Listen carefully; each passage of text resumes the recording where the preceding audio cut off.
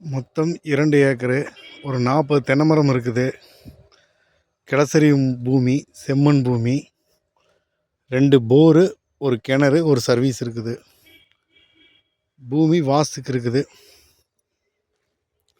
Road base பூமி.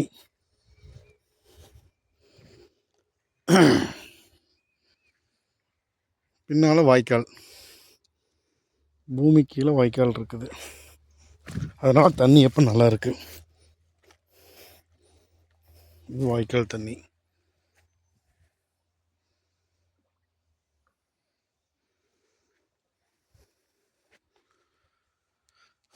செம்மண் பூமி.